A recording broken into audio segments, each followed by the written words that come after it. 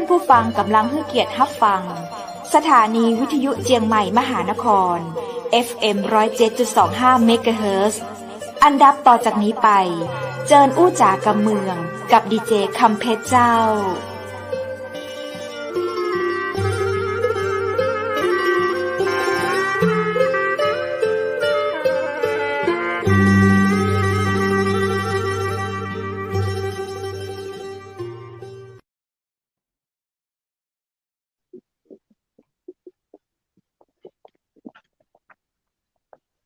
สวัสดีเจ้าสวัสดีคุณผู้ชมที่ฮักและกระเติงหาจัดนักนะเจ้ายินดีต้อนรับเข้าสู่รายการอู้จ๋ากำเมืองต่างจังใหม่มหานครแพร่ภาพออกอากาศจากอาคารวังสิงห์คำอำเภอเมืองจังหวัดเชียงใหม่เจ้าคุณผู้ชมและคุณผู้ฟังเจ้าปีกาฟ้ากับข้าเจ้าดีเจคำเพชรนะเจ้าอู้จ๋ากำเมืองไปการในวันนี้ตรงกับวันจันทร์ที่11เดือนกรกฎาคม2565เจ้าวันนี้เจ้าข้าเจ้าดีเจคำเพชรและดีเจวูดคุณวรวุฒิเอี่ยมวิจารณ์นะเจ้าจากกรุงเทพมหานครเจ้ามาเป็นพิธีกรกู้ตัวการนะเจ้านอกจากจะมีดีเจวูดนะเจ้ามาเป็นพิธีกรกู้กันแล้ววันนี้เจ้าเราได้รับเกียรติจากนายกสมาคมกู้ภัยแจ้ซ้อนประธานองค์กรชุมชนตำบลแจ้ซ้อนประธานสหกรณ์แจ้ซ้อนจังหวัดลำปางนะเจ้าแล้วท่านยังเป็นนายสถานีวิทยุท้องถิ่นแจ้ซ้อนเรดิโอตัวเจ้าวันนี้ยินดีจัดนักเจ้าได้มาเจอกับผอ.สมยศรู้ชั้นจังหวัดลำปางยินดีต้อนรับสวัสดีเจ้าสวัสดีครับผอ.ครับครับสวัสดีครับผม สวัสดีครับเจ้าตอนนี้ผอ.อยู่ลำปางก็เจ้าครับไวสาครับไวสาพันผู้ชมทั้งหลายนะครับผมสมยศรุชันครับอยู่จังหวัดลำปางครับอยู่แจ้ซ้อนครับครับผมเจ้าฝนตกกับเจ้าแจ้ซ้อนเป็นใดพ้องเจ้าครับวันนี้แมลงนี่ฝนตกขนาดนักเลยครับน้ำไหลหลากขนาดเลยครับมีแบบบ้านเรือนราษฎรได้รับผลกระทบจากฝนตกกับเจ้าครับตอนนี้ยังครับยังเพราะว่ามันถึงตกวันนี้นะครับถ้าตกติดต่อกันประมาณ3วันนะครับถึงจะท่วมครับก็อย่าไปอันตกต่อกันเลยเนาะเจ้าครับของเขาเป็นต้นของน้ำตกแจ้ซ้อนต้นของน้ำไม่วังครับผมอ๋อแจ้ซ้อนมีอย่างดีเจ้าแจ้ซ้อนตอนนี้มีอุทยานแห่งชาติแจ้ซ้อนครับมีน้ำตกกับน้ำอุ่นเนาะน้ำเย็นกับน้ำร้อนอยู่ที่เดียวกันครับอ้าวกะเจ้าเป็นจะใดอ่ะเจ้าก็น้ำตกมันจะมีทั้งน้ำตกแล้วก็มีบ่อน้ำพุร้อนนะครับอยู่ที่เดียวกันน้ำมันก็จะไหลรวมกันแล้วก็กลายเป็นน้ำอุ่นครับอ๋อเท่ๆเนาะเจ้าดีเจวูดเคยไปก็เจ้าแจ้ซ้อนลำปางเคยไปครับแจ้ซ้อนลำปางครับลำปางเคยไปครับดีเจวูดเคยไปก็เจ้าแจ้ซ้อนลำปางครับผมเคยไปครับแล้วทั่วลำปางครับลำปางเคยไปครับดีเจวูดเคยไปก็เจ้ามีเสียงซ้อนนะครับเคยไปครับแล้วทั่วลำปางครับลำปางเคยไปครับอยู่นะครับมีเสียงซ้อนจากที่ไหนเอ่ยครับโอเคแล้วพี่สมยศตอนนี้ก็คือยังจัดรายการวิทยุอยู่เหรอครับผมครับยังจัดอยู่ครับทุนก็คือทำ2หน้าที่เลยนะครับครับทำ2หน้าที่เลยก็2-3น่าจะ4หน้าที่ครับมีอะไรบ้างครับพี่4หน้าที่มีอะไรบ้างครับเป็นหน้าที่เป็นประธานสหกรณ์เครดิตยูเนียนแจ้ซ้อนครับแล้วก็เป็นนายกสมาคมกู้ภัยครับแล้วก็เป็นประธานสภาองค์กรชุมชนครับครับก็ทำสถานีวิทยุก็เพื่อชุมชนครับไม่มีเงินเดือนครับทำด้วยใจรักนะครับแต่ละหน้าที่นี้แตกต่างกันกับเจ้าในจุดมุ่งหมายก็คือเพื่อประชาชนเพื่อสาธารณชนเนาะเพื่อประชาชนเป็นที่ตั้งนะครับครับผมเรื่องนี้ก็มีเครือข่ายเยอะไหมครับหมายถึงถ้าในแง่ของเป็นกู้ภัยครับที่สนใจครับมีเยอะครับมีเยอะครับมีนักเขาลิงก์กันทั่วหมดครับนี่ดูแลถึงไหนครับทั้งทั่วแจ้ซ้อนเลยหรือเปล่าหรือว่าไปที่อื่นด้วย ครับมีแจ้ซ้อนมีหัวเมืองนะครับ แล้วก็เมืองปานนะครับ3 ตำบลครับผมครับ เมืองปานนี่เป็นตำบลหรือว่าเป็นอำเภอเจ้าเมืองปานเป็นตำบลเมืองปานแล้วก็มีอำเภอเมืองปานครับผม อ๋อเจ้าครับผม เป็นตำบล แต่อย่างนี้ก็คือมีทีมงานที่แบบเราก็วิทยุวอบอกกันได้ใช่ไหมครับเวลามีเกิดเหตุด่วนเหตุอะไรอย่างเงี้ยครับครับเนื่องจากแจ้ซ้อนเป็นตำบลท่องเที่ยวครับพื้นที่ท่องเที่ยวก็เลยต้องจำเป็นต้องมีเพราะว่านักท่องเที่ยวเข้ามาค่อนข้างจะนักครับโอ้แต่ใจซ้อนที่ผมได้ยินก็คืออย่างเมื่อกี้ที่พี่สมยศบอกก็คือมีน้ำพุร้อนนะครับผมยังบอกน้ำพุร้อนก็ยังเป็นสถานที่ท่องเที่ยวอยู่ใช่ไหมครับผมก็คือยังมีคนเที่ยวอยู่มีคนเที่ยวตลอดครับครับผมน้ำพุร้อนเนี่ยพี่สมยศอธิบายให้ผมฟังหน่อยเนี่ยมันคือครับมันคือข้างล่างพื้นดินของเราเนี่ยมันร้อนใช่ไหมครับผมมันก็เลยเกิดแบบน้ำพุร้อนขึ้นมาอะไรเงี้ยครับใช่ตั้งพื้นดินมันเกิดความร้อนนะครับแล้วก็มีการดันขึ้นมาผ่านช่องหินได้ขึ้นมาผ่านช่องหินครับมันก็มาทะลุออกตรงนั้นพอดีครับอ๋อครับผมแหมก็จริงๆก็ยังเป็นสถานที่ท่องเที่ยวที่ตอนนี้นักท่องเที่ยวเริ่มเยอะแล้วยังครับพี่เยอะครับเพราะแจ้ซ้อนมันเป็นที่เดียวของจังหวัดลำปางเนาะครับครับที่เดียวที่เดียวเลยนะครับได้ตลอดครับแอลได้ตลอดมีอย่างกะที่มันมีวัดบนดอยสูงใจที่ผาแจ้ซ้อนก็เจ้าครับเป็นวัดเฉลิมพระเกียรติอยู่เขตติดต่อระหว่างเมืองปานแจ้ซ้อนแล้วก็แจ้ห่มครับผมแต่ต้องขึ้นทางงามมากขึ้นทางแจ้ห่มครับเจ้าอยู่พื้นที่เฮาก็จะเห็นครับเห็นอยู่บนเขาสูงครับครับผมสวยงามตึง4ตำแหน่งที่นะเป็นตึงนายกเป็นตึงผอ.จะบ่ฮู้ฮ้องอันไหนเนาะเป็นตึงประธานองค์กรขอฮ้องผอ.กันแล้วกันนะเจ้าแต่ละตำแหน่งที่ทำอยู่นี่ชอบอันไหนที่สุดเจ้า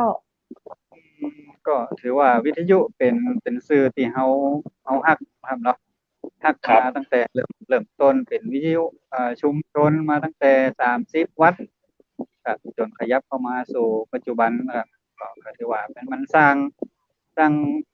สื่อสารให้กับความรู้ให้กับประชาชนเนาะชาวบ้านได้ครับก็เลยตัวนี้น่าจะเป็นหลักใหญ่ครับคือทุกวันนี้พี่สมยศก็ยังจัดรายการวิทยุทางวิทยุชุมชนอยู่ด้วยใช่ไหมครับครับในช่วงของรายการ106เพื่อชุมชนนะครับมีอยู่106เพื่อชุมชนนะครับผมใช่แล้วก็คือนักคนหมายถึงว่าก็คือแล้วอย่างนี้เรามีทีมงานจัดรายการวิทยุเยอะไหมครับพี่ก็พัดเปลี่ยนกันเข้ามาครับถ้าเป็น106เพื่อชุมชนบางครั้งก็ต้องไปเชื่อมกับหน่วยงานเพื่อจะให้เพิ่นออกมาข่าวสารนะครับเข้ามาเพื่อชาวบ้านนะครับจะบ่อยู่ประจำสถานีครับเพราะบางครั้งก็ต้องไปตรงหน่วยงานนั่นหน่วยงานนี่มาครับทำมาเมินหรือยังเจ้าตั้งแต่บันไดละทำป้อมบันไดละตั้งแต่เริ่มเอาวิทยุชุมชนนั่นเนาะเจ้าเข้ามาอยู่ในสายเลือดเฮาแล้วเนาะเจ้าเปิงใจอย่างที่สูเจ้าตั้งแต่เนี้ยมาอยากให้เล่าประสบการณ์การทำสถานีวิทยุเจ้าได้ยินเสียงกระเจ้าทางพี่สมยศค้างไปครับผมเจ้ามีสายเข้าเปิ้นกาเจ้าอาจเป็นได้มีถ้าไงพี่สมยศเข้ามาใหม่อีกทีนะครับยังไงส่งสัญญาณบอกพี่สมยศลองเข้าใหม่ทีครับถ้ามีสายเข้ามันอาจจะตัดไปครับ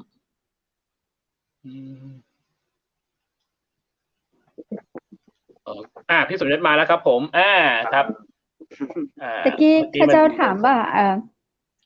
ทำงานในด้านวิทยุมาก็เมินเนาะพี่สมยศเปิงใจอย่างที่สู่เจ้าอยากให้เล่าสู่กันฟังเจ้าครับในส่วนของวิทยุนะครับเนาะถือว่าเป็นอย่างที่เจ้าบ้านเข้าถึงได้ง่ายครับแล้วก็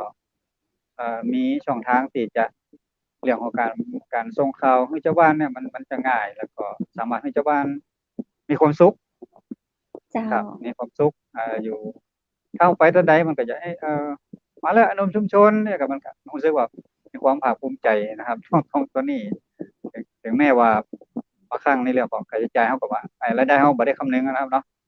ครับได้ในความภาคภูมิใจนะครับ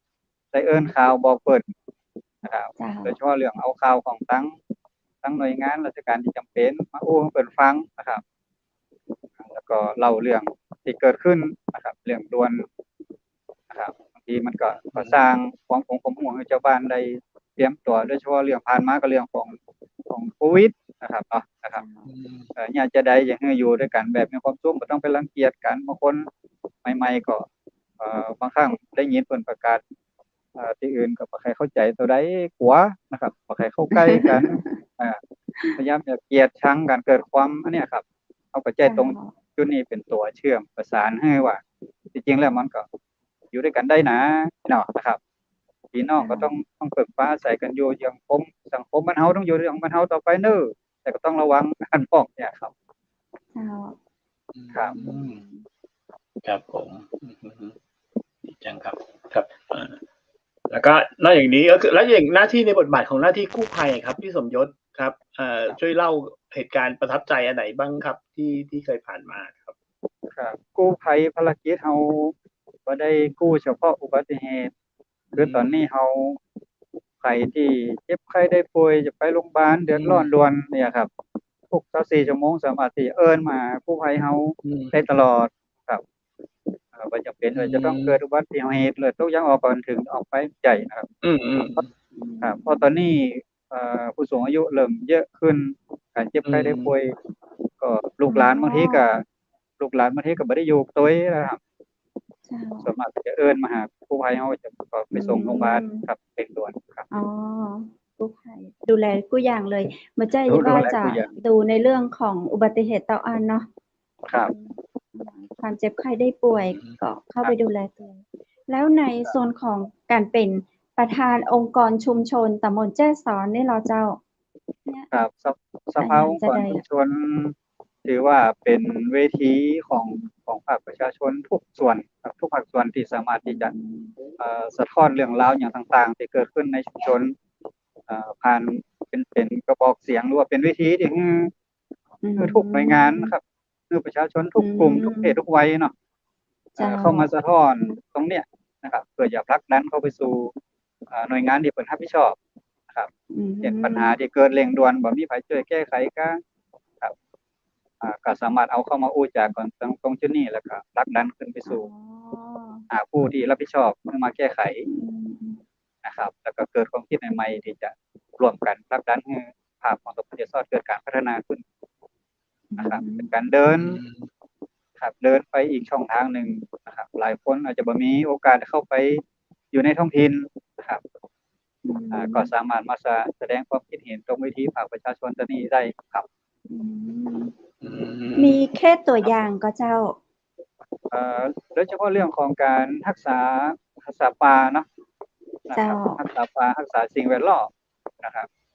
ก็ตรงจุดนี้ก็ถือว่าสภาองค์กรชุมชนตำบลแจ้ซ้อนเฮาก็คือมีโอกาสที่จะรักษาไว้โดยเฉพาะเรื่องของการบวชป่านะครับเครือข่ายพระสงฆ์นะครับก็ใช้วิธีของสภาองค์กรชุมชนเฮาครับพอลำพังเฉพาะพระสงฆ์เองก็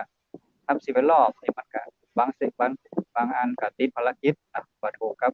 ภารกิจของสงฆ์ก็ต้องมาใช้สภาองค์กรชุมชนภาคส่วนเป็นหนุน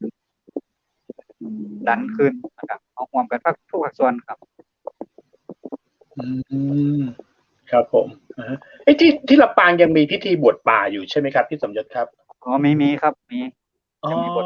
เพิ่นเนี่ยจะใดอ่ะเจ้าเป็นอย่างเพิ่นถึงบทป่าแล้วเพิ่นเนี่ยจะใดอ่ะเจ้าเป็นกุศโลบายที่จะช่วยกันรักษาต้นไม้รักษาผืนไม้ให้คงอยู่นะครับเนาะก็เป็นเรื่องของการเอาทำพิธีทางศาสนานะครับเสร็จแล้วก็เอากฐิผ้าเหลืองครับเนาะผ้าเหลืองทำพิธีผ้าเหลืองไปปลูกไว้ว่าต้นนี้ได้ทำการบวชแล้วนะห้ามตัดห้ามทำลายเนี่ยครับอ๋อเจ้าคนในชุมชนก็จะฮู้ละต้นนี้เพิ่นบวชเพิ่นนี่แล้วนะไปตัดก็อาจจะมีอันเป็นไปครับประมาณนี้เป็นกุศโลบายนะครับพี่เป็นกุศโลบายไม่ให้คนแบบไปตัดต้นไม้ต้นนั้นนะครับยิ่งบางทีต้นใหญ่ๆต้นที่แบบมีอายุเยอะนะครับเผลอไปเดี๋ยวจะตัดแต่เกิดมีการบวชแล้วก็เหมือนว่า บ้านบวชแล้วนะอย่าตัดนะมีก็ เท ดี ว นะ ดา ดีนะ มาอยู่ ใช่ใช่ ประมาณนั้นครับ เหมือนไปทำให้เทวดาไม่มีสถานที่อยู่เนาะ ครับ ดีครับ เปิ้นทำกู้ปีก็เจ้า ครับทำ หรือว่า ทุกปี ทำช่วง ครับ ไหนอะเจ้า นี่ก็เพิ่งเสร็จไปเมื่อวันที่24ที่ผ่านมาครับ เดือนที่แล้วครับที่ป่าชุมชนของบ้านทุ่ง ครับ ก็คือจะมีหลายตี้หลายหมู่บ้านที่เราไปทำนี่ก็เจ้า ครับหลายหมู่บ้านครับก็หมุนเวียนไปครับ ครับ คือองค์กรชุมชนเขาร่วมไม้ร่วมมือกันนี่เนาะ ครับเกิดจากความคิดตรงจุดนั้นแหละครับผลักดันออกมาสู่เป็นนโยบายร่วมกันเจ้า ครับ แล้วในส่วนของการเป็นประธานสหกรณ์แจ้สอนเราเจ้าสหกรณ์อธิบายสหกรณ์เนาะเป็นจะได้เจ้า สหกรณ์เครดิตยูเนียนก็ถือว่าเป็นสถาบันการเงินของชุมชนนะครับที่ทำโดยชุมชนก็สุดท้ายก็คือเพื่อชุมชนเองครับ มีการเอาเงินเอาสตางค์มาให้ออมกันเป็นเงินออมทุกเดือนนะครับเริ่มต้นเมื่อปี2530นะครับออมกันคนละ10 บาทต่อเดือนนะครับ10 บาทต่อเดือนตอนนั้นเริ่มต้นที่ครับตอนนั้นได้เงินอยู่เดือนละ 1,200 นะครับพอมาถึงปัจจุบันเนี่ยนะครับปัจจุบันนี้เรามีเงินถึง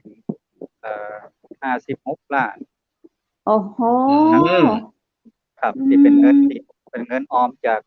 เจ้าบ้านแท้ๆนะครับบ่ได้เงินมาจากหน่วยงานไหนครับ วันละกี่บาท เงินจากชาวบ้าน วันละ20 บาทก็เจ้า ตอนนี้เราขยับขึ้นเปิดให้ถือตามใจชอบตามใจของชาวบ้านนี่เนาะแต่มีวงไว้บ่เกิน 1,000 บาทต่อเดือนมีตั้งแต่10 บาท50 20 บาทเนี่ยครับบางคนก็100 200อ๋อเจ้าเพราะว่าสุดท้ายแล้วเงินก้อนนี้ก็ได้ผลตอบแทนในแต่ละปีก็จะได้ดอกเบี้ยประมาณ3 บาทต่อปีก็ถือว่านักครับพอถึงอายุ65 ปีนะครับเงินส่วนนี้ก็จะถูกคิดเปอร์เซ็นต์ออกมาเป็นเงินเดือนเป็นเงินสวัสดิการกับผู้สูงอายุก็จะได้เงินเดือนไปพันละ5 บาทครับเจ้านะคะดีเนาะเป็นที่ดีมากๆเลยเจ้าเวลาจำเป็นจ่ายเงินจ่ายรองลูกไปเรียนหนังสือบ่มีเงินยังด่วนใกล้ก็จะมาหยิบยืมจากตรงนี้นะครับ 3% ต่อเดือนหรือว่าต่อปีครับต่อปีถ้าเป็นเงินหุ้นนะครับ 3% ต่อปีครับคือแบบเฉพาะสมาชิกมากู้มายืมได้หรือว่าคนนอกมากู้มายืมได้ตัวเอาเฉพาะสมาชิกที่ออมเงินกันครับคนที่จะมากู้มายืมจะต้องเป็นสมาชิกก่อนครับเจ้ากี่เดือนกี่ปีจะเป็นสมาชิกแล้วถึงจะกู้ได้180 วันถือว่าเป็นสมาชิกโดยสมบูรณ์นะครับได้รับสวัสดิการครับเป็นอย่างไปเนาะเจ้าคุณผอ.เจ้ายังอยู่กับเจ้า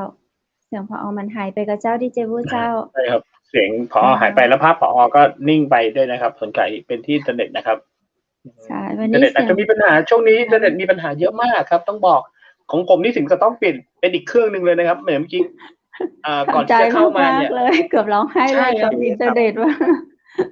อินเทอร์เน็ตตอนนี้มาแล้วครับผอ.มาแล้วครับแต่เมื่อกี้คุยกันว่าช่วงนี้อินเทอร์เน็ตมีปัญหาเยอะมากครับผอ.ต้องใช้นิดนึงครับผมเมื่อกี้เราอู้กันถึงเรื่องของสหกรณ์การออมเนาะดีมากเลยแล้วมีแบบว่าคนสมาชิกเฮามากู้ไปแล้วบัดได้มาคืนอีมีก็เจ้าบ่คืนเลยนี่บ่มีครับโหน่าฮักเนาะน่าฮักเจ้าเพราะว่ามันมีสวัสดิการก็คือถ้าส่งเขาก็มีเงินปันผลคืนให้เนาะครับแล้วก็มีสวัสดิการก็คือถ้าเสียชีวิตในช่วงของการเอาเงินกู้ไปนี่ก็บ่ต้องมาจ่ายหนี้คืนนี่แน่เจ้าเพิ่นเฮาว่าตายบ่ละหนี้นะครับของสากลเอาไปครับลูกหลานต้องได้จ่ายเงินนะครับแต่เฮาก็จะมีข้อจ กัดอยู่มาก็เจ้าว่า คนนี้จะต้องยืมได้บ่เกินเต้าอันเต้าอีเจ้า10 เท่าของเงินหุ้นครับอ๋อ10 เท่าของเงินที่เราฝากไว้เนาะครับนั่นแสดงว่าใครลงในเงินหุ้นนักก็อาจจะได้สักตัวนั้นครับเจ้าดีเจบูจันเจ้าผมว่าดีนะเป็นการฝึกการออมนะครับผมเพราะว่าตอนนี้มันจำเป็นมากเลยนะครับผอ.นะเพราะว่าหลังๆเนี่ยถ้าเราได้เห็นอย่างนี้เด็กเด็กรุ่นใหม่ที่หมายถึงเขาเรียนจบมาเนี่ยเขาก็สามารถเข้าไปที่ตรงนี้ได้ใช่ไหมครับผมครับได้ครับตอนนี้ต้องมีอายุตะใดอย่างนี้ก็เจ้าบรรลุนิติภาวะอ๋อเจ้าเดี๋ยวว่าเข้าได้ครับดีครับเพราะว่าผมว่าการออมเนี่ยมันจะทำให้ในอนาคตนะครับเพราะว่าเราก็แบบไม่รู้ว่าอะไรยังไงนะครับอย่างน้อยถ้าเกิดเราได้ออมไว้อย่างเงี้ยในอนาคตเราก็สามารถแบบใช้เงินจากที่เราออมได้ผมว่าดีครับตรงนี้ดีอันนี้ส่งเสริมมากเลยออมเองมันก็ไม่ได้มันก็ไม่อันยากมากเลยโอ้พอทำหลายหน้าที่มากเลยเนาะใช่ครับครับอีกอย่างหนึ่งครับถ้าชุมชนเนี่ยถ้าจะเดินทางไปฝากสถาบันการเงินธนาคารเงิน100 บาทเนี่ยเดินทางไปอีก10 กว่าโลเนี่ยมันก็บ่สามารถที่จะได้แต่ถ้าสากลเขาอยู่ในหมู่บ้านนี่เนี่ยครับแม้แต่50 บาทเนี่ยก็ยังเดินเข้าไปกับฝากก็ยังได้นะครับประมาณตอนนี้เงินฝากมีอยู่ที่ประมาณ27 ล้านครับเงินฝากไปแจ้งเงินหุ้นนะครับเป็นเงินฝากดีเงินฝากเพื่อถอนครับโอ้เยอะเลยนะครับผมก็ดีนะครับอย่างน้อยคนในหมู่บ้านก็อุ่นใจนะครับผมว่าโอเคเราอะไรยังไงเราก็ยังมีเงินออมของพวกเรานะก็เป็นเงินของพวกเรานะครับผมที่อะไรเงี้ยเห็นพอทำตั้งหลายหน้าที่แล้วเชิญครับคุณเพชรครับอะไรเจ้าเป็นแบบระดับหมู่บ้านตำบลหรือว่าอำเภอเจ้าสหกรณ์นะเจ้าเปิดกว้างถึงอำเภอครับขอบคุณพื้นที่ทางอำเภอครับทางอำเภอแต่ส่วนสมาชิกส่วนใหญ่ก็เป็นของเจซอนครับตอนนี้เขามีสมาชิกประมาณกี่คนเจ้า1,600 กว่าคนครับถือว่าประสบความสำเร็จเนาะเคยได้รับรางวัลอะไรอย่างที่ไหนพ่องกับเจ้าก็ผ่านเกณฑ์มาตรฐานของการประเมินทุกปีนะครับแต่ว่ารางวัลในส่วนมากก็จะเป็นรางวัลมันเป็นมีหลายประเภทนะสตรีสหกรณ์ดีเด่นอย่างประมาณเนี้ยครับเจ้าครับผมโอ้โหแต่ผมเห็นข้างหลังพอนี่หลากหลายรางวัลมากเลยนะครับผมมีรางวัลอะไรบ้างครับเนี่ยนี่มันเป็นของทั้งหมู่บ้านโดยแต่ก่อนเคยเป็นผู้ใหญ่บ้านตัวเองครับเคยเป็นผู้ใหญ่บ้านตัวเจ้าก็เลยจะมีหมู่บ้านดีเด่นทั้งหมู่บ้านท่องเที่ยวโอ้เห็นพอทุ่มเทมากเลยทำงานหนีแบ่งเวลายังไงครับพอมีเวลาพักผ่อนอะไรบ้างหรือเปล่าครับมันก็อยู่ที่เขาวางแผนการทำงานร่วมกับทีมงานนะครับครับอย่างกระจายงานแต่ละฝ่ายได้รับผิดชอบครับแต่ถึงเวลาก็จะห้องเข้ามาก็ต้องแบ่งโซนงานนะครับครับว่าจะกระจุกงานไว้คนเดียวครับก็คือทีมงานสำคัญนะครับผอ.นะถ้าในการทำงานอย่างนี้นะครับใช่ครับแม่นครับครับผมทุกคนใช่แต่ทีมมีความสำคัญเท่ากันครับมีความสำคัญเท่ากันใช่ครับผมว่าดีมากเลยครับจากที่คิดอย่างนี้จริงๆแล้วตอนนี้ได้มีการแบบดึงเด็กรุ่นใหม่ๆมาช่วยงานของเรากันบ้างไหมครับพอไม่ว่าจะเป็นงานกู้ภัยหรือว่างานวิทยุหรือว่างานสหกรณ์เนี่ยครับครับถ้าเป็นกู้ภัยก็จะมีตอนนี้มีเป็นห้องอาสานะครับเนาะอาสากู้ภัยนี่อย่าไปนอนส่วนมากก็จะเป็นนักเรียนนะครับเข้ามารวมเสร็จจากการเรียนปุ๊บเสร็จจากที่เป็นจะมาอยู่ในช่วงของเสาร์อาทิตย์พอกนะครับหรือว่าช่วงเย็นๆนะครับก่อนที่จะเข้าไปพักอย่างเงี้ยครับมีมาช่วยอยู่ครับแต่ในส่วนของสหกรณ์เฮาสหกรณ์เครดิตเฮาก็มีการผลัดเปลี่ยนกรรมการครับทุกคนจะอยู่ได้2 วาระละ2 ปีครับนั่นก็จะมีคนใหม่เข้ามาแทนคนเก่าไปทุกปีนะครับครับผมเขาก็จะมาหมุนเวียนกันนะครับหมายถึงว่ามีวาระในการทำงานของ ของแต่ละท่านนะครับครับผมเพราะฉะนั้นจะบ่มีการผูกขาดว่าใครจะต้องมาอยู่จุดนี้ครับจะสร้างฐานอำนาจตัวนี้เหมือนนี่ไม่ได้นะครับผมเพราะทุกคนมีวาระหมายถึงคนเข้ามาก็จะมีวาระคุณเป็นได้เท่านั้นจริงๆนะครับครับผมนะฮะแล้วอย่างเด็กรุ่นใหม่ๆนี่เขาสนใจในเรื่องของการออมไหมครับครับครับสนใจครับตอนนี้เนื่องจากแต่ก่อนแต่เขามีบัญชีของนักเรียนโรงเรียนนะครับแต่พอดีมาโดนติดของนายทะเบียนสหกรณ์ประกาศกฎหมายมาใหม่ว่าสามารถจะรับฝากของนักเรียนหรือว่าคนที่ต่ำที่เขาว่าได้ครับก็เลยเป็นปัญหาว่าสามารถจะให้ฝากได้ครับแต่เขาก็ใจวิธีใจจื่อพ่อแม่ครับเพื่อลูกเพื่อคนนั้นเพื่อคนนี้ก็มีอยู่ครับแต่คืออาจจะเป็นเงินของเด็กน้องๆเขาครับผมแต่อาจจะใช้ชื่อพ่อแม่แต่พอถึงวันหนึ่งเขาโตขึ้นมาก็สามารถโอนเป็นชื่อเขาได้เหมือนกันใช่ไหมครับใช่แม่นครับโอ้ผมว่าดีนะอันนี้เป็นการส่งเสริมของน้องๆเลยนะครับผมเป็นเงินที่คุณครูนะครับคุณครูได้เปิดโอกาสให้นักเรียนได้เก็บออมในแต่ละวันครับโหนี่คือความน่ารักเลยนี่คือความน่ารักของโรงเรียนของน้องๆเลยครับโตขึ้นไปก็จะได้เห็นความสำคัญนะครับว่าโอเคเห็นพ่อแม่ออมกว่าจะมีบ้านกว่าจะมีอะไรมันก็ไม่ใช่ง่ายๆนะถ้าเราไม่มีการเก็บออมกันนะครับผมจริงกฎหมายตัวนี้บัดหน้าออกมากีดกันนะผมว่าจริงเด็กโอ้โหบางทีบางทีเอาง่ายๆบางทีป.1เขาก็อยากเก็บเงินแล้วนะใช่ครับเขาอยากเก็บเงินแล้วนะแล้ว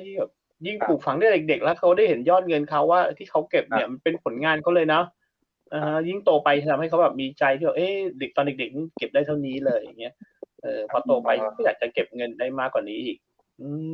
จริงๆน่าจะเปลี่ยนกฎหมายจริงอย่างที่ผอ.บอกใช่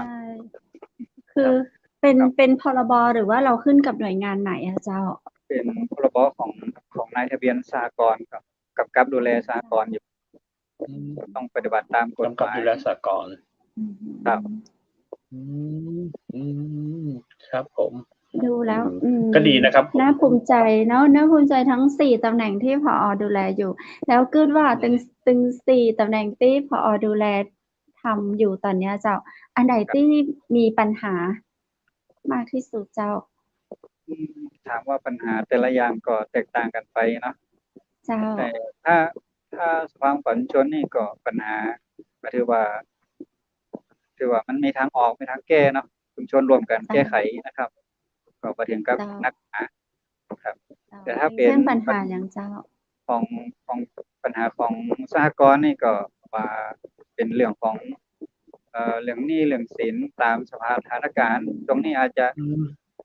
ติดขัดในเรื่องของการส่งคืนเงินต้นครับเขาก็มีนโยบายช่วยเหลือสมาชิกในช่วงของประสบภัยพิบัติเขาก็งดส่งเงินต้นส่งดอกเบี้ยเข้ามาครับตอนนี้ก็แก้ไขกันไปตามเพราะมันเป็นอำนาจที่กระทำได้เพราะว่าเป็นการช่วยเหลือสมาชิกในช่วงของสถานการณ์โควิดครับนี่ก็การให้โอกาสสมาชิกช่วยเหลือกันไปก็เลยว่าทำให้กระทบกับปัญหาสหกรณ์ถึงว่าขั้นใหญ่หลวงนะครับว่าทุกคนช่วยกันยังได้อยู่นะครับถ้าเป็นกู้ภัยนี่ปัญหากันเลยเรื่องของยานพาหนะรถนะครับในจากว่ารถที่ได้มาช่วยงานถึงวันนี้เป็นรถที่เขาได้จากพระอาจารย์นะครับช่วยบริจาคคณะศรัทธาเพิ่นช่วยกันให้หอมแล้วก็เนื้อรถออกมาเพราะนั้นอายุของรถนะครับอายุของรถเป็นอายุที่เกิน7 ปีแล้วครับสามารถเอาไปขึ้นทะเบียนกับแพทย์ฉุกเฉินครับปกติถ้ารถบ่เกิน7 ปีถ้าขึ้นทะเบียนกับสพช.หรือว่าฉุกเฉินนี่เวลาออกเคสนี่มันจะได้ค่าตอบแทนจากโรงพยาบาลนะครับเป็นค่าน้ำมันเนาะแต่ของเฮารถเฮาเนี่ยมันแก่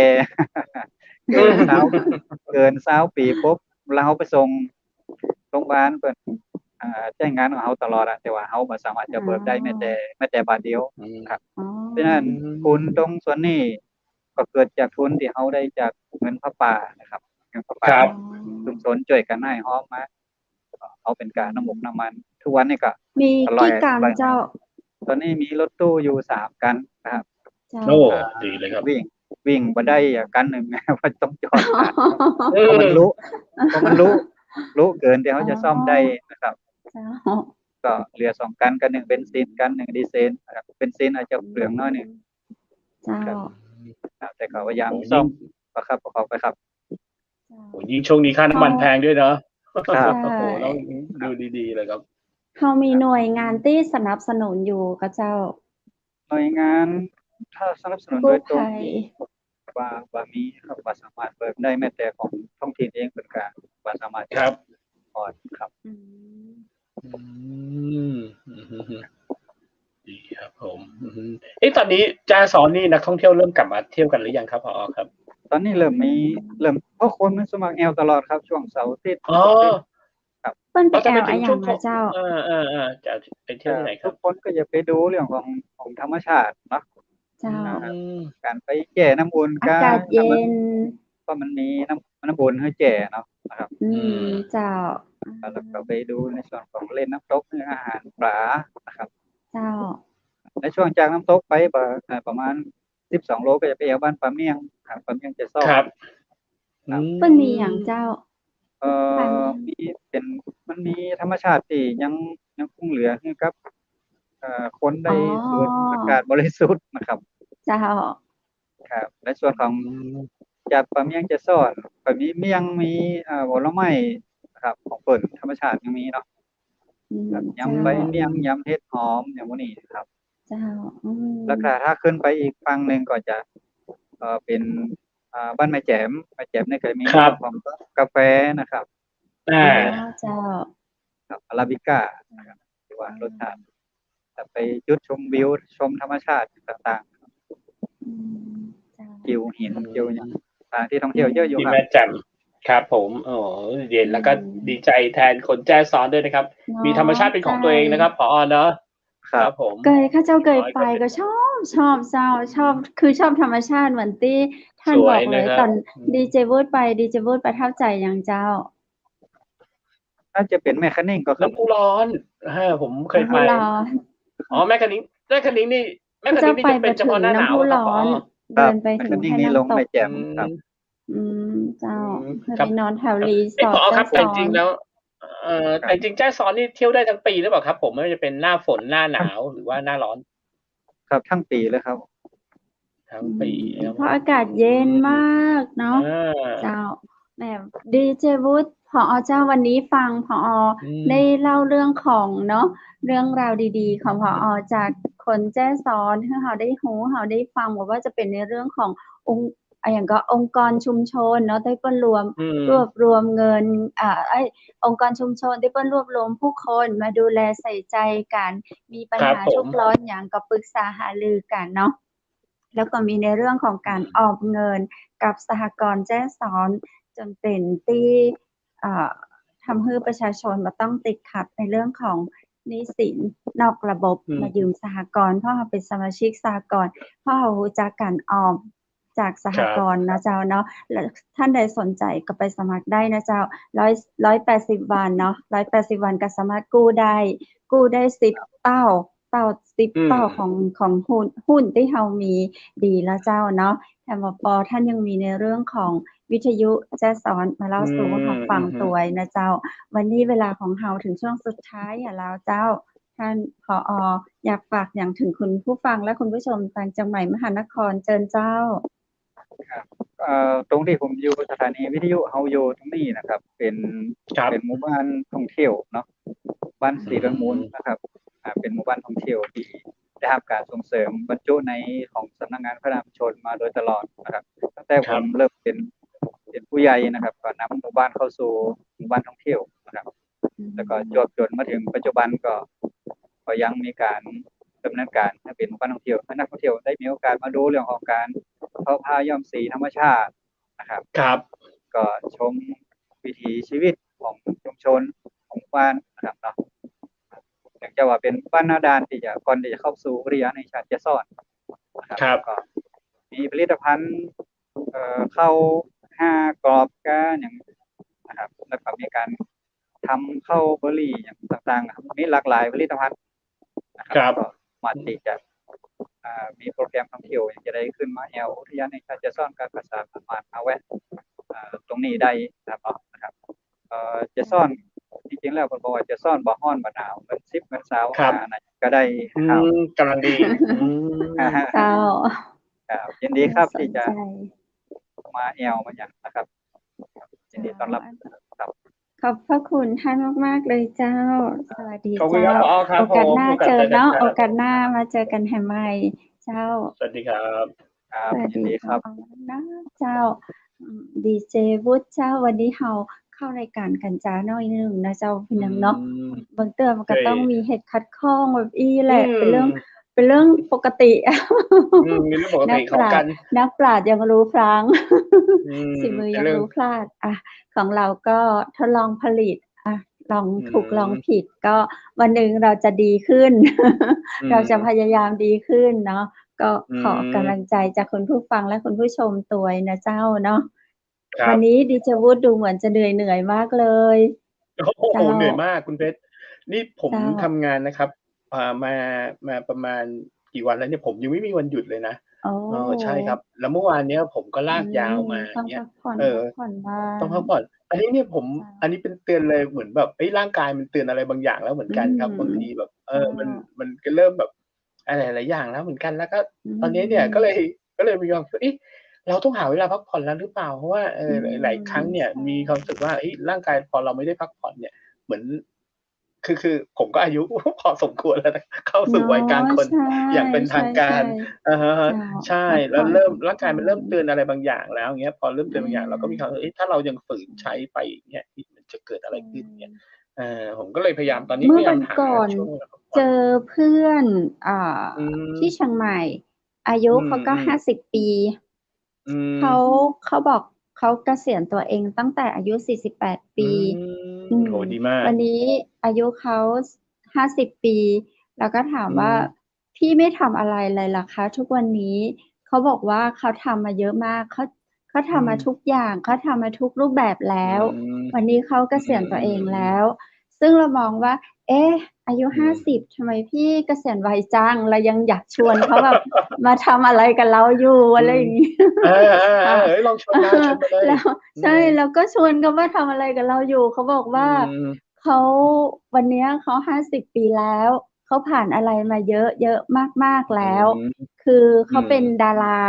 เป็นดาราเป็นศิลปินที่ดังด้วยเป็นพระเอกเป็นพระเอกเพลงเป็นพระเอกละครเป็นพระเอกหนังเป็นพระเอกมิวสิกวิดีโอนี่เป็นร้อยเพลงของศิลปินที่ดังๆทั้งนั้นด้วยค่ะแล้วเขาบอกว่าวันนี้เขาอยู่กับน้องหมาน้องแมวเพชรไปดูค่ะเพชรดูแล้วแบบโหชีวิตพี่เขามีความสุขมากคือเป็นบ้านสวนที่แม่ริมคือจริงๆพี่เขาเป็นคนภาคกลางค่ะ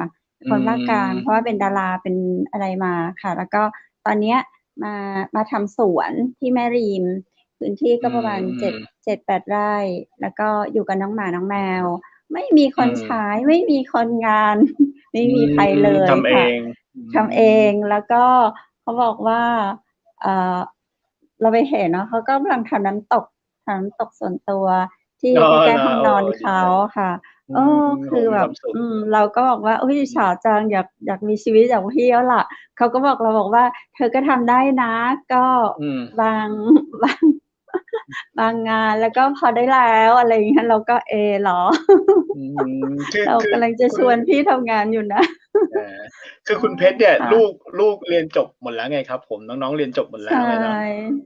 ก็เริ่มแบบว่าก็เลยปล่อยวางได้แล้วส่วนของผมเนี่ยลูกเนี่ยยังสนุกสนานในการเรียนอยู่อย่างเงี้ยก็เลยต้องขยันเอาไปแต่จริงๆก็อย่างที่บอกครับจริงๆแล้วถามว่ามันยังทำวัยนี้ก็ยังสนุกสนานกับการทำงานได้อยู่เงี้ยแต่ผมมีความรู้สึกว่าโอเคมันอาจจะต้องพักแต่ก็เข้าใจนะครับเพราะช่วงโควิดเนี่ยมันนิ่งเราก็นิ่งที่เราเหมือนเราได้พักตอนแรกเราก็เราเข้าใจนะว่าเราได้พักมามากพอสมควรแล้วในโควิด2 ปีนี่เหมือนเราแบบแทบไม่ได้เคยบิดอะไรนั่นเลยอะไรอย่างนี้พอเนี่ยมันเปิดโควิดเราก็ตื่นเต้นที่จะทำนู่นทำนี้ จนร่างกายเรามันไม่ได้ฟอร์มมาหรือเปล่า2 ปี อาจจะแบบค่อยๆต้องค่อยๆค่อยๆบิ้วค่อยๆบิ้วไว้หรือเปล่าเพราะว่าหยุดมาอะไรอย่างเงี้ยนานเนี่ยพอตอนหลังก็เลยจะค่อยๆบิ้วว่าจะเพื่อจะรับงานอะไรให้อย่างที่บอกผมบอกคุณเพชรเพราะว่าจริงๆแล้วงานของงานส่วนตัวที่ทำเนี่ยมันจะไม่เหมือนคนอื่นเขานะเราจะแบบไม่ได้มีเวลาที่แบบเราไม่ได้เริ่มงานตรงเวลาเลิกงานตรงเวลาเนี่ยเราไม่ได้มีเสาร์อาทิตย์บางทีเงี้ยหรือบางทีเนี่ยหนักแต่ผมมีความรู้สึกเลยเมื่ออาทิตย์ที่แล้วเนี่ยผมใช้ร่างกายหนักมากจริงคุณเพชรคุณเพชรก็คงตัดรายการก็คงรู้อยู่บางทีแบบเรานอนกันตี2ตี3เช้าตื่นมาทำงานเงี้ยแล้วเป็นอย่างนี้ตลอดเคยมีคนบอกว่าถ้าเราอดนอนนะครับวันหนึ่ง1 ชั่วโมงเราอดนอนนะเรานอนน้อยวันละ1 ชั่วโมงนะทั้งอาทิตย์เนี่ยเราเหมือนอดนอน1 วันเลยนะเขาแล้วเมื่อคืนเพชรก็นอนประมาณตี 3ตี 4ก็ตั้งใจว่าวันนี้จะนอนหัวค่ำก็อยากให้คุณผู้ชมแล้วก็คุณผู้ฟังทุกท่านด้วยเนาะดูแลสุขภาพก็ใช่อย่าหักโหมค่ะเราบอกกันและการแล้วเราก็ต้องบอกตัวเราเองด้วยค่ะเนาะแล้วยังไงวันนี้เราก็ต้องขอกราบขอบพระคุณพระอาจารย์รัตนยาโนจากพุทธอุทยานสวนบุรณรักธรรมตำบลแม่แรมอำเภอแม่ริมจังหวัดเชียงใหม่นะเจ้าท่านใดที่สนใจอยากจะฝึกเรียนสมาธิก็สามารถสอบถามรายละเอียดได้นะเจ้าที่098-0364-744ตั้งแต่ 8 โมงเมื่อเช้าถึง 4 โมงมะแรงเจ้า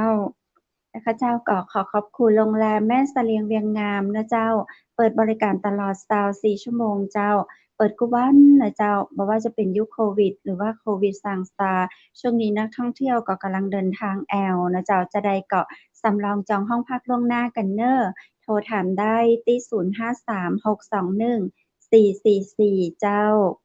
ดิเจพูเจ้าครับผมแล้วผมก็ต้องขอบคุณน้ำผึ้งสารวินนะครับน้ำผึ้งแท้ๆสารวินนะครับต้องขอบคุณคุณกระเพชรด้วยผมได้มีโอกาสชิมแล้วน้ำผึ้งสารวินส่งมาถึงที่พักแล้วนะครับผมแล้วก็จิบทั้งเช้าทั้งเย็นเลยนะครับผมนะฮะถ้าใครสนใจก็โทรได้ที่เบอร์0826166889นะครับน้ำผึ้งสารวินก็น่าจะเป็นจากห้างหุ้นส่วนจำกัดแม่เสลียงแอดเวอร์ไทซิ่งเจ้าครับผมโอ้ดีจริงๆเขามี2แบบคือขวดแก้วกับขวดพลาสติกแต่เวลาที่ส่งทางไกลจะต้องใช้เป็นขวดพลาสติกเพราะว่าขวดแก้วเขาแทบจะไม่รับเขาแทบจะไม่รับเลยค่ะตาม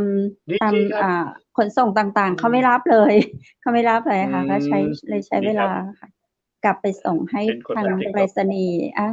ค่ะยินดีกับทุกท่านที่ได้ทานของดีๆเนาะถ้าท่านใดสนใจก็ติดต่อสอบถามเพิ่มเติมได้ที่0826166889นะเจ้าเนาะแล้ววันนี้นะเจ้าก็ขอบคุณผลิตภัณฑ์ดีโลดีท็อกโอ้โห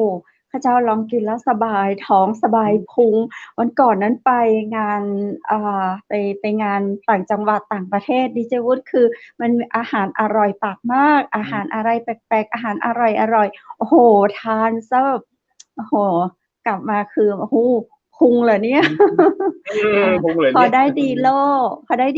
ดีท็อก1 ซองโอ้อร่อยมากเลยเช้ามาคือปลอดโปร่งโล่งสบายหุ่นเพลียวใครแบบว่าอยากหน้าใสไม่อยากหน้าดำเหมือนเปาบุญจินต้องลองดีโลดีท็อกเดี๋ยวส่งให้เดี๋ยวส่งให้ดิจิวุฒิชิมแล้วจะได้มาเมาส์กันได้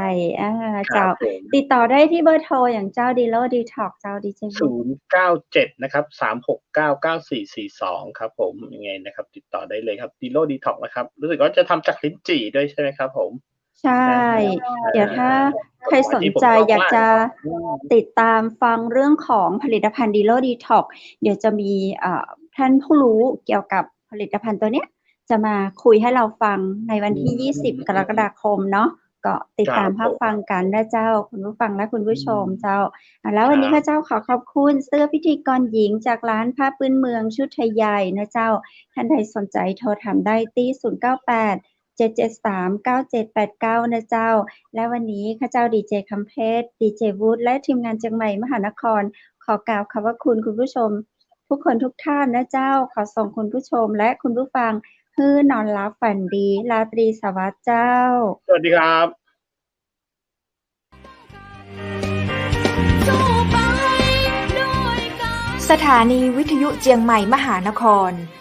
107.25 เมกะเฮิรตซ์ ขอแสดงความห่วงใยและเป็นกำลังใจให้ทุกท่านในช่วงการระบาดของโรคโควิด -19 ในครั้งนี้เพื่อลดความเสี่ยงควรสวมหน้ากากอนามัยทุกครั้งล้างมือเป็นประจำขอให้อยู่ที่บ้านให้นักที่สุดด้วยความปรารถนาดีจากหมู่เฮาเจ้าเจียงใหม่มหานครสนับสนุนโดยกาแฟโกแม็กคอฟฟี่และโรงแรมแม่เสรียงเวียงงามโทร 053-621-444 และ 081-595-2883